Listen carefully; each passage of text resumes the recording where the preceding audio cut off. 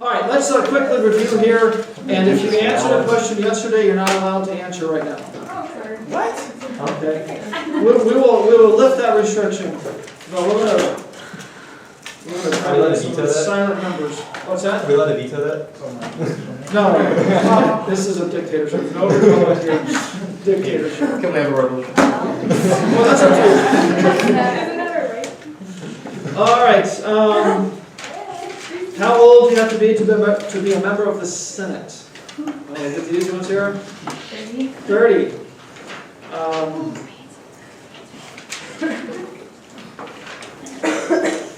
Who is the president of the Senate? Christina? Vice President. Joe Biden. If you ever wonder about an organization, look at his head. Wow. Joe Biden, right there. Scary. What is meant by this phrase? The Senate shall have the sole power to try all impeachments. Is that some play on words with Soul Train or Soul? Sorry. Is Soul Train still around? Hopefully you all know. I don't know. It means that the Senate is actually the jury. Yeah, they're the jury. They're the ones that try. They are the jury for that. And what's the most horrific thing they can do to somebody convicted in an impeachment trial? They can just simply kick him out of office and bar him forever getting back into office. Yeah, that's as bad as it can get. That's a miscarriage of justice for Bill Clinton. He didn't even get that. So, all right, I think it is appropriate that that's the only penalty. I'm not trying to, but they're still liable to be tried as a criminal, like any other citizen in the United States. They go scot-free. But politically here, the only damage is kicked out of office. They can do other things. They could cut his pay. I mean, really, it's just that's the extent that they could go to. That would be fun. Talk about other punishments for the president. I was thinking like some sort of community service where he's got to read kindergarten kids' books. But we want our president around kindergarten children. I don't want him around kindergarten children. So. All right, what is a quorum? A minimum number of people that can be there, that has to be there to make business. Okay, the minimum number required to do business. Anybody copy down the definition from the dictionary yesterday? Okay, minimum number. What is that number for Congress? So what is the quorum for Congress? 50%. Congress has to be there for 50%. More than half. Yeah, more than 50% has to be there for them to conduct business. Why do they have that extra phrase there? I'm losing it. A smaller number can adjourn or compel others to come and that type of thing. Who didn't answer yet? We know at least. David didn't answer yesterday. Anybody else not go yesterday? Robert. Shannon. What was the score of the game, Shem? Who? What was the score of the game last night? I don't know, about 10, 12. I really don't know. Was it as bad as last time? 9? That's quite as bad. 0? Mr. Schreiber said if you want to see a really good soccer team, come to the game. You guys, I'm sorry.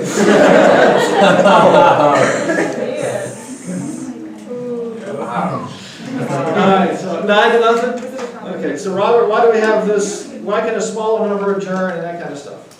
Now, Robert's one of those quiet, devious people, so he really knows this.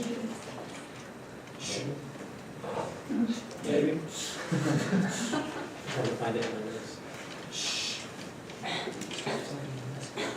Dustin, unhealthy. Why do we have the, why are they, it says a quorum is more than a majority. Why do they have that next statement where a smaller number can adjourn or compel the others to attend and that type of thing? Maybe Robert a shot at it. No pun intended with the shooting range. Go ahead.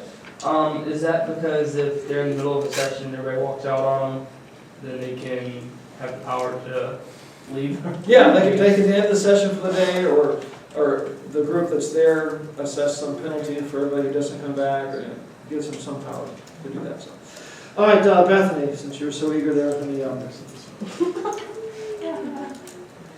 I could have answered question last lecture, are you still in favor? Well, just to be careful, just to be sure. When do sessions of Congress start today? Today? I mean, now, currently. It says in the original text, the first Monday in December. That was changed. The third day of January? 3rd of January. There you go. And Robert, we're still waiting on that. What percentage is required to kick somebody out? 2/3. 2/3. Hmm. Do we get a roll call? If you want to volunteer somebody that you think didn't answer, this is the time. They're not going to volunteer. If they're so shy that they didn't answer questions, they're not going to jump up now. I haven't answered. Oh, Dave, you haven't? I haven't gotten this results yet. All right, let's go back a little bit. Yes. What body contains all legislative power stated in the Constitution? What body contains all legislative power for what? Whatever powers are given in the Constitution, what body holds those? What body is it vested in? Congress? Congress. Sorry, that was the first thing I saw. All right, we need to continue on here. We were section 5, paragraph 2, I believe. Okay, so there we talked about each house determines the rules of its proceedings, punishes its members for disorderly behavior, and the concurrence of 2/3 can expel a member. I mentioned something in passing, but let me re-hit it again, not in passing, so that you might actually write it down. It says each house determines the rules of its proceedings. All right, so I mentioned yesterday that the House, the new speaker, can come in and say, we're going to change the way we decide what bills we talk about, and I don't know, I was thinking about it. You can do a lottery system. You know, if you have a bill that you want to be discussed, you put it on a little piece of paper, you throw it in a hat, and every morning they just pick 4 of them. Those ones, he can do it however he wants to. Okay, the House would collectively make that decision. And let me just give you the basic situation of how they decided to proceed with that type of thing, passing laws and what's going to be discussed. Very, very briefly. The House has something called a Rules Committee, which I think I mentioned just in passing yesterday. It's a committee, a group of members of the House, and what they do every time there's a debate or a bill coming up for a debate, they make rules for that particular setting. They might say, all right, we're going to let 50 people speak and they all get 5 minutes, or we're going to let 100 people speak and they get 30 seconds each, or we'll let each side put 3 people up and they get a half an hour each. Each time there's a question like that comes up, the Rules Committee makes some ruling. So the bill to ban passes. That's been suggested. In the House, it would go to the Rules Committee, and they would decide what the rules are going to be for the debate on that particular thing. The Senate does not have a Rules Committee. They have something called a filibuster. Or maybe I should back up. In the Senate, there's not a Rules Committee, and when it comes time for debate, you can talk as long as you want. And some of you girls are drooling already. That's why you want to be in Congress. Get paid for that, man. You can talk as long as you want. All right. There's not a Rules Committee that says everybody gets a half an hour. As long as you keep speaking, you have the floor. If you've ever watched Mr. Smith Goes to Washington, okay, he gets up and just starts talking. And there are some procedural things you have to be careful of that they actually make note of in the film. People raise their hand, and he says, I defer for a question, I think was the phrase he used. If he just deferred, then that guy had the floor, and he can talk as long as he wants. But he said, I'm going to let you speak, but just ask a question, then I take it back. So there are some procedural things like that to be careful. But basically, as long as you want to, you can talk. People have read the dictionary. Ted Cruz, I think, was reading Dr. Seuss last time I read it. Okay. Which is more intellectual than most of the things the senators say, so it is an improvement. What's the point of it again? I mean, he talked for like 24 hours, Yeah. right? Well, that type of thing is just to delay the vote. That's Why? hoping to draw public attention to it, or give his side enough time to maybe rally support against it. So while he's talking, they're all congregating and getting Yeah. things There set. has to be, the quorum has to stay in the room, or he can just call to adjourn the session, and then he gets to go home and sleep and come back tomorrow, and he starts with the floor. So they gotta stay around, but yeah, his party would be working Actually, his party worked to undermine him, so. But it's usually to draw attention to it or try to delay it, to give the opposition party time to beat it when it comes to vote. So if all the Republicans had left, they could have adjourned the meeting and you could have had. No, a no. break and If they all had, yeah. But was that? then- So they all stay there for 24 hours? There had to be a majority there. Yeah. I would have shot him. Okay, so in the Senate, there's not that. People talk about the Senate being the freest debate in the world and that type of thing. Usually they're talking about that because it is an unlimited debate as long as you talk, you have it. Now that can be, that talking without end is called a filibuster. And that filibuster can be broken if you get 60 senators to vote. It takes 60 to end that thing. It only takes 50 to pass a bill, but 60 people can shut down a filibuster. If you ever hear somebody say it takes 60 votes in the Senate to pass something, really what they're saying is it takes 60 votes to stop a filibuster. Okay, it only takes more than half to pass a piece of legislation. I think when the Republicans were the minority in the Senate, they would say we're going to filibuster something, and that's all they would do. They would never actually do it. I mean, they need to be a little hard-nosed, and it'd be like playing soccer and saying, I think it's fair to use both legs. I'm only going to kick with my right leg. I'm above partisan soccer playing or something. It's kind of the way Republicans approach politics. We don't want to play too hard-nosed with this thing, so they should have filibuster things. They say, oh, well, they're going to vote to stop it, or it's not going to end, it's not going to change anything in the end. But at least try. Okay? Imagine Mr. Schreiber's response if you guys say, well, they're going to score anyway, so I'm just going to sit down. Hopefully you're thinking there's got to be some manliness in you that wants you to fight even though you know you're going to lose. Okay? And I do wonder that sometimes with some of the Republicans in the House, if there's any manliness in them. Right? Because there should be something there that says we're going to fight, even though we know we're going to lose, we're going to fight. And the truth is, if they fought like Ted Cruz when he did that filibuster, he became a hero. He would go to Texas, back to his home state, and the crowds would overwhelm the places where he went to speak. At one point, I think it was 6 minutes or something, they gave him a standing ovation when he came on the stage. Just imagine standing on the stage with people clapping and cheering and screaming for 6 minutes. The people loved it.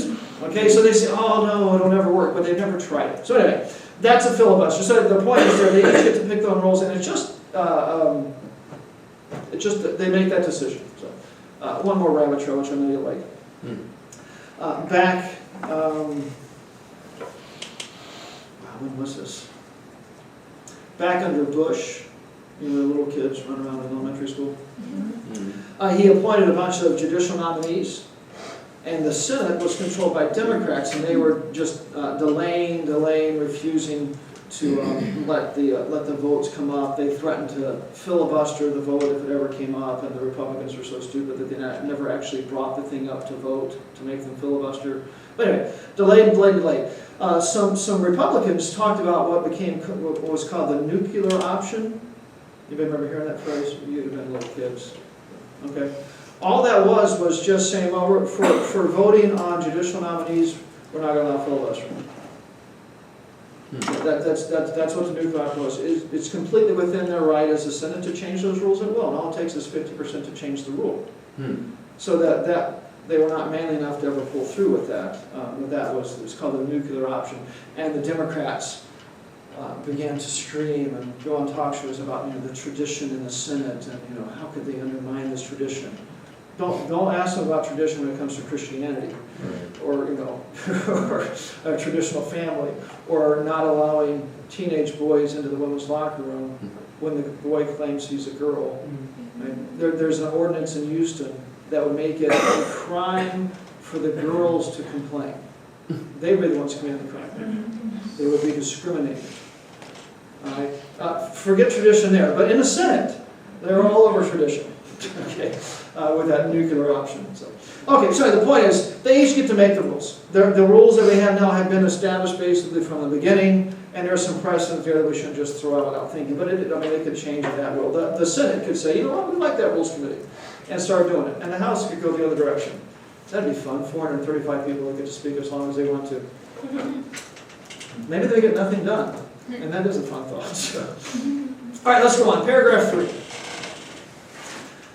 Paragraph 3. Each house shall keep a journal of its proceedings. Okay. Who wants to get deep into the Greek there and tell me what that's saying? Mary's saying, well, mine's in English. I got to get a different copy. Each house shall keep a journal of its proceedings. Yeah, like, can I keep a record of what happens? What the votes are, what's discussed for the day. Yes? What section is this in? Yeah. Sorry. Section 5, paragraph 3. Okay, so that's pretty straightforward. Have to keep a journal. Goes on to describe some things that have to happen with that journal. And from time to time, publish the same. There's no specific time frame. Just periodically it has to be published. There's nothing in the Constitution that mandates every 6 months or every year or every session. If you ever really have trouble sleeping, Google the congressional record and just start reading. So, but anyway, it's there. It's made public. We can all read back and see what they did. It goes. There's an exception for accepting such parts as may, in their judgment, require secrecy. Now, conspiracy people say, "Oh, yeah." There are some things that don't need to be made public, right? So it gives them some leeway to not put things in there that require secrecy. There might be something where, you know, for an hour we had a briefing from the NSA, and not put there what was talked about, but just there was a briefing, and that's all that needs to be there. So it allows them that type of leeway. It goes on here, still talking about this journal.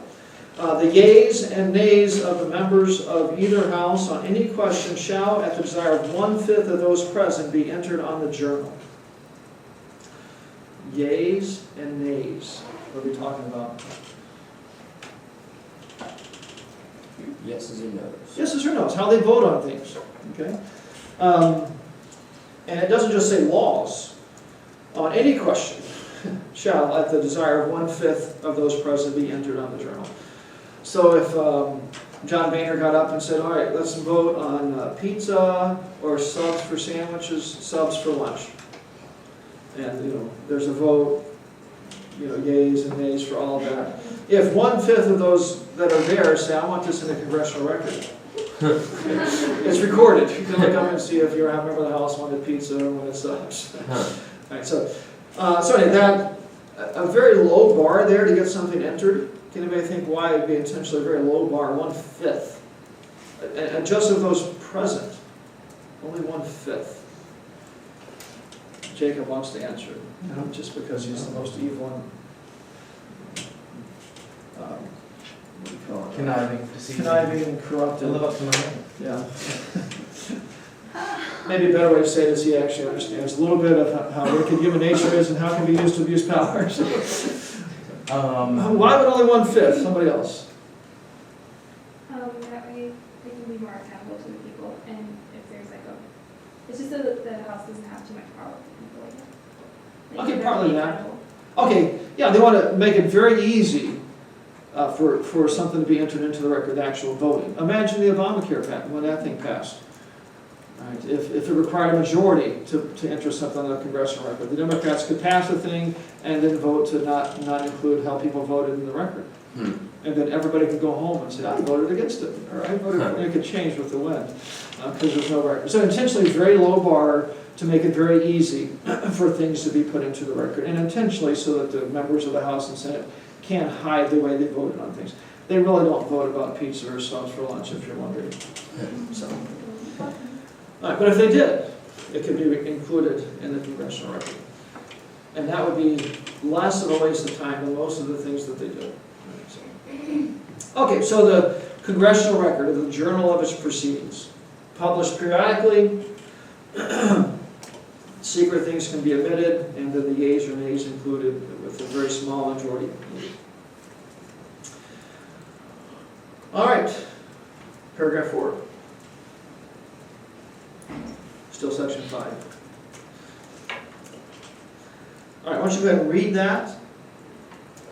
And tell me what it's saying. Anybody need a copy?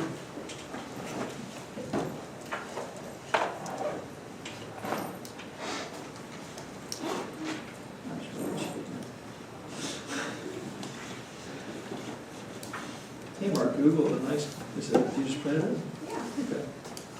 See, we got fancy script on it.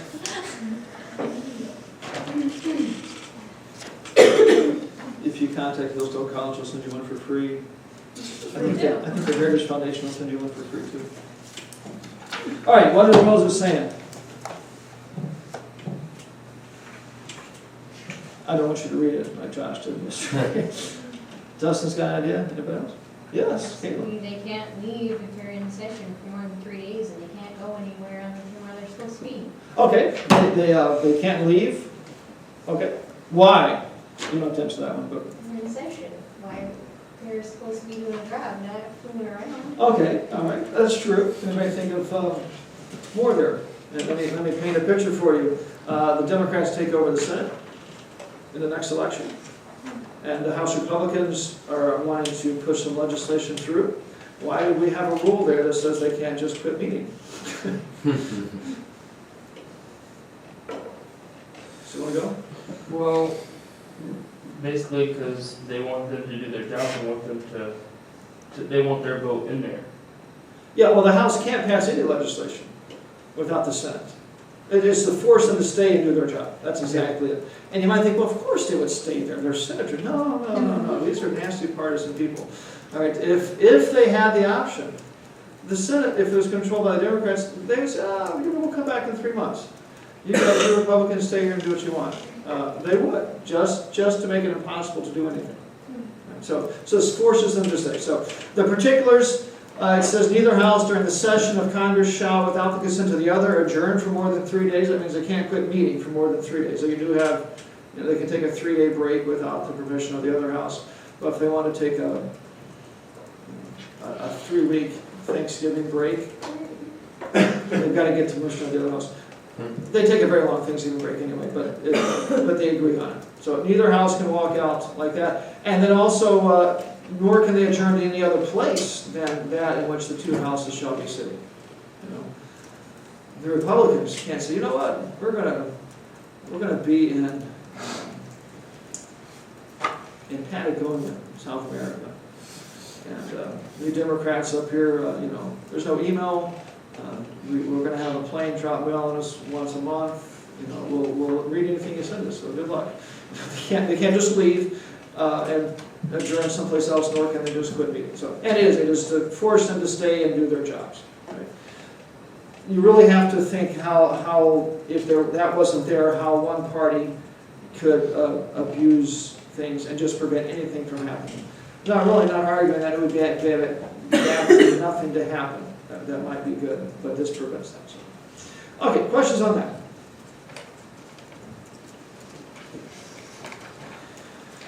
All right, section 6. Blazing through this. We've got to at least touch on section 7.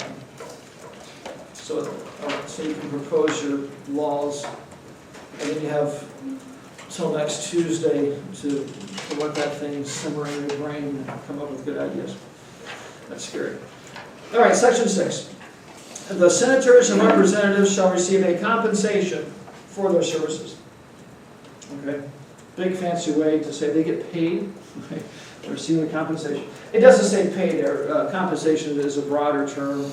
Includes benefits and things of that nature. Okay, so they receive compensation. This number's a little bit older, but I think this is the base salary for members of Congress in 2008, so quite a few years back now, $169,300. Just think there, girls. You could be a member of the Senate, you get paid that much a year to talk as long as you want.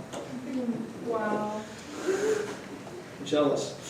That's why girls enter politics. No, do they get some sort of commission too, or do they just get a salary? Commission Commission. for passing. No, They get a whole benefits package, okay, let me, in addition to that. Are the taxes exempt? What's that? Taxes exempt? Some things are tax exempt. They have a special travel allowance to go back and forth from their home state to DC. They get their own medical coverage. They're not forced to live under Obamacare. In fact, I forget now if at one point their staff got special medical coverage with them, but I think that got stripped away. They have their own special retirement package. They're not part of Social Security like we are. They get their office space provided. They get office space provided in their home district. They get money for staff in their office. They get what are called franking privileges. They can send things in the mail for free. That never gets abused by politicians right before election season. You know, sending out a mailer just listing all the good things they've done, you know, a month before the election, which never happens. They get to print things for free. They even have a gym they get to go to. And to round it all off, they get free parking. Wow. All right, and I'm sure that's not a comprehensive list. There's a whole package of things that they get. I'm really not saying they shouldn't get paid, but they get paid very, very well. So. They get free parking like anywhere in the United States? No, I think they're in DC. Oh, okay. But, Which is priceless, so. Yeah. yeah, that's not cheap. Exactly. It is significant. Okay, so they get compensated. All right, let's go on. He tells us some other things here. This next phrase, if you think about it, is kind of interesting. I'll read the whole thing. The senators and representatives shall receive a compensation for their services to be ascertained by law. Why is that interesting? Serenity's thought about it. Anybody else have an idea? Not to say it's necessarily wrong, but it is at least interesting. We're talking about Congress, the body that has all legislative power here and granted. Mary just, her eyes just opened wide. Serenity? They decide that they get paid. Yeah, they are the people that make the laws. So, they literally pick their own salary, but it does say it has to be ascertained by law.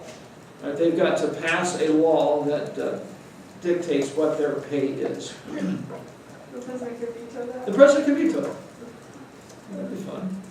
And then they could shut off the lights at the White House. It'd be fun to watch them go back and forth.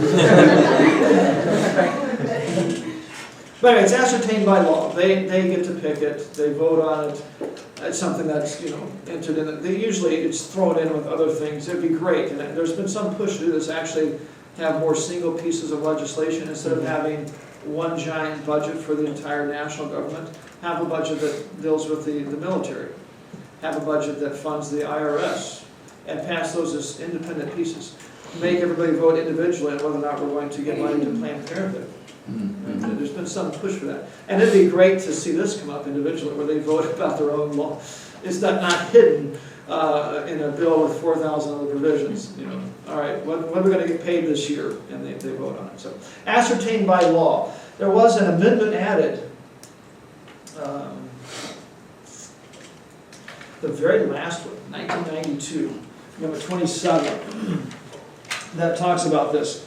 No law varying the compensation for the services of the senators and representatives shall take effect until an election of representatives shall have intervened. So if Congress right now said we want to get paid $500,000 a year, that pay increase would not kick in until after the next election. Okay?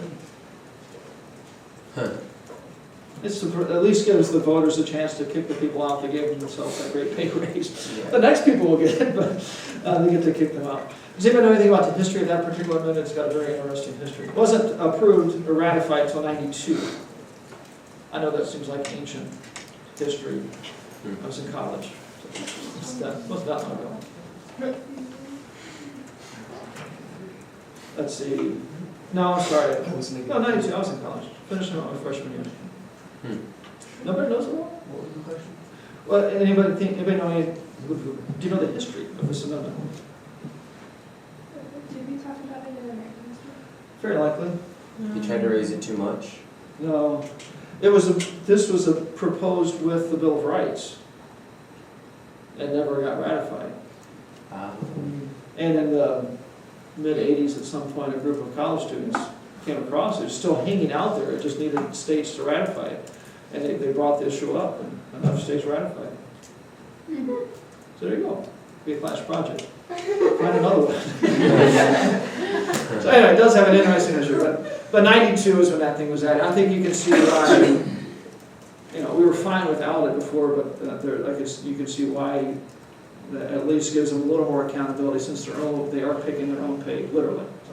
All right, it goes on. So we have they get compensated, we have they get to pick their own pay by law. Let me back up there. I said by law, they can't just let the Speaker of the House decide what their pay is. It's got to be a law where they're voting on it, and there's, that's what it's saying by law. So, all right, it goes on, and paid out of the Treasury of the United States. Okay, so this tells us where the money comes from. It could have been where the states paid representatives, the way it was under the Articles. But this is saying they're going to get paid, and it's coming from the national treasury. The states don't pay these guys, the national government does.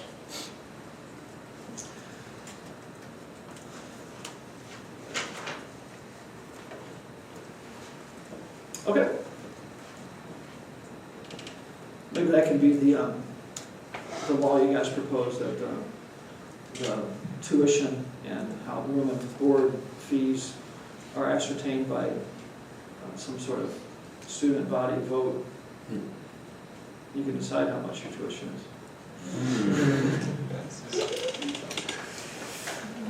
Wow. Should I get a second job? All right, let's look at the next sentence in this paragraph. They, talking about the senators and representatives, they shall in all cases except treason, felony, and breach of the peace.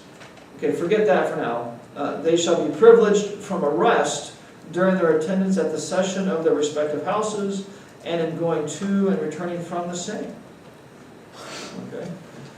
Can't be arrested. There are some exceptions which we can think about in a second, but wow.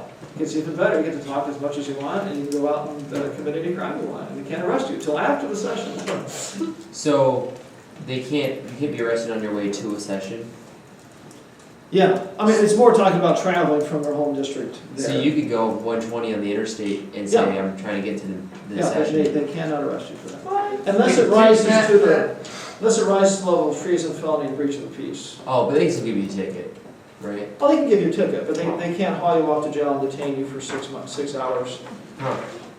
Just so you just happen to miss it. Yes, and that's exactly why. All right. It takes them 6 hours to give you the ticket. Did you pull off? And this is there to prevent the local government from picking up people on stupid charges so they can't go vote. Imagine there's a big vote tomorrow about something, and the chief of police is a rabid Democrat. So he just gets some of his friends to call in charges of dog abuse or something. And he goes around and picks up all the Republicans he can find and says, "Oh, we had a charge that you abused your dog." And they just gotta miss the vote. That's all. Okay. Mr. Smith Goes to Washington. Anybody seen that movie? Where he filibusters. Anybody remember what happens before that? He doesn't get arrested, but some people come to him. How many have seen it? Okay. Some people get him to go on a speaking tour and go around the country talking about this piece of legislation he wants. And while he was gone, they were voting on things. They didn't want him there. All right. So kind of the same thing here. The police can't be used for that type of thing. Okay, so they're immune from arrest while they're actually in session. Doesn't mean they're immune from facing the crime, the penalty. But just actually during that session, they can't. And I think Bethany's seen it. I can see why these people are wicked and evil. That's what I would do. So, anytime we read documents like this, if you stop back and think, why would they have to do that? Why state something that seems so obvious and fair? Because it's happened. It has happened. It was, if you're having a vote, and it doesn't matter how frivolous the charge is, you just got to get them at the police station and miss the vote. Then the police can apologize and say, "I'm sorry, we got bad info," and but they missed the vote. Okay, so if you ever hear people talk about, or hear me talk about the guys who wrote the Constitution were very well experienced at how power can be abused and that type of thing. This is a good example. If they were aware of how this type of thing could be abused, and they work it into the Constitution. All right, this goes on here. And it's continuing the sentence. And for any speech or debate in either house, they shall not be questioned in any other place. Now, this would be fun. You guys can quit listening slowly. We're not going to make it. They can say anything they want as long as they're in session, and they can't be held accountable anywhere. They could talk about the president being a child molester. I don't think that he is, but they could say that, and he can't sue them. You can't. I mean, there's nothing that can happen anywhere else. Now, the Senate or the House that you spoke in, they could throw you out, or they could vote to censure you, or they can do something, but you can't be held accountable in any other place. Is that just to make sure that there's really good, juicy stories told while they're speaking and not worried about facing libel charges? They're saying no. I'm trying to get you guys to be corrupted in your thinking here. You understand why these things are here. So Mary's caught on, you can tell. Why is that, Mary? I forgot. Okay. She forgot how to be corrupt. Wow. It wasn't. Well, this is just hypothetical, but to say if President Obama were a child molester, where else are they going to press charges against him if they don't have free speech? Okay. Or what if you really thought he was? Or what if you stood up and said, I think Hillary Clinton's a traitor that should be tried as a traitor for Benghazi? And I think that's true. But Hillary Clinton can't come after you and sue you for libel or something like that. Okay, It's slander or something. or slander, yeah. It really is to make sure they feel free to really say what they think. They don't have to worry about somebody suing them or these libel charges or that type of thing. To ensure free debate. This is probably coming off the tail of having to deal with a king. Dealing with what? A king. Like Okay. I can, like kind of Oh, in yeah. Parliament, I'm free to say what I need to say about this guy Yeah. because, It was common practice under kings to arrest people for disagreeing with the king. You think that tax was too? Well, why don't you go to jail for 6 years and then we'll talk about it again. It was intentionally, I was going to bring up, think of what a president could do if he wanted to abuse his power. We've seen that. If this wasn't here, right? I mean, he could accuse Trey Gowdy of undermining national security because he was questioning the sitting Secretary of State about Benghazi and have him arrested. It's to prevent that type of thing. They're free to speak. The executive branch can't come in and meddle with what they say. The judicial branch can't come in. They're free to speak to ensure that free debate. So, okay, questions on that? This job's looking better and better. Pick your own pay, talk all day, never face any repercussions. Maybe that's why they stay in session so long. If they're always in session, they can never get arrested. The only better thing to do than this would be a delegate at the UN from another country. Those guys have even more freedoms. Diplomatic immunity. There's been people that were guilty of rape, and we couldn't do anything about it because they were diplomats from another country. And that's sick. All right, next paragraph. Unless there's questions.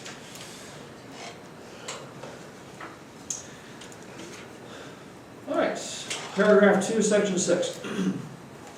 No senator or representative shall, during the time for which he was elected, be appointed to any civil office under the authority of the United States, which shall have been created, or the emoluments whereof shall have been increased during such time. Okay. Wow. Emoluments is a fancy way to say pay and benefits package. There's actually 2 reasons for this, at least. Anybody think of one? They don't want people to have government jobs just for money. Say that again. Because they're saying you can't have 2 government jobs, right? Partially, yeah. So like they don't want you to be like just trying to make money. Okay. They want we should actually like care about them. Like care. That is true, but more than that. Okay, let's, let me paint a picture for you. We're Congress, we're gonna do this in a minute. And maybe with the abandoning of the school passes, we also create this new position of chief food inspector that comes with free tuition and free room and board, and you get to be first in line at every meal. But also, if there's poison, you die, but don't worry about that. What it's saying is, if we were Congress and we create this new position, that none of us can take it. Oh, okay. Okay, let's read it again. No senator or representative shall, during the time for which he was elected, be appointed to any civil office under the authority of the United States, which shall have been created, or the emoluments whereof shall have been increased during such time. So if you're in Congress and there's some position created, you're not allowed to take it. Or if that position was there, and we decide to not only give you free room and board, but give you $1,000 a month to help cover medical coverage or something like that, you can't take that position. Can anybody think of reasons why? Well, they work with it, job hopping probably. Okay, John Hoppe, and just greedy, evil politicians, Mary. Yeah. They could make kickbacks for somebody else. If you vote this way, we make this nice little position for you, and you Okay, can have that. the speaker could come to Mary or Christina maybe, say, hey, if you vote yes, then we'll make this new position, and you can fill it, we'll give it to you. Yep, He could make his own job and set his own pay. they already do that. But you're right, it's to prevent them from just making nice, fat, juicy positions and then going and taking them. Don't worry, they're not starving. Look at them sometimes, they're not starving. All right, so we have that facet here to prevent that type of corruption. It goes on, no person holding any office under the United States shall be a member of either house during his continuance in office. So if you are the Secretary of State, you can also be a member of the House, or that type of thing. You can't hold another government position while you're actually sitting in Congress. Can't even think why there. There's the money side, but there's another much more philosophical reason why. So like they're not holding too much power and they don't have too much like say. Okay, that's partly, there's another. Conflict of interest. Okay, she says conflict of interest, we're in the right direction. What do you mean by that? If you're in two different bodies of the government, they're working for different reasons, and you can work against your own. If you're the Secretary of State and a member of the Senate, it's going to affect the way you vote. Okay. Now think about this. Let's pretend we're Congress, and I don't know who I want to say the president is. Pastor Lewis. Bald black man.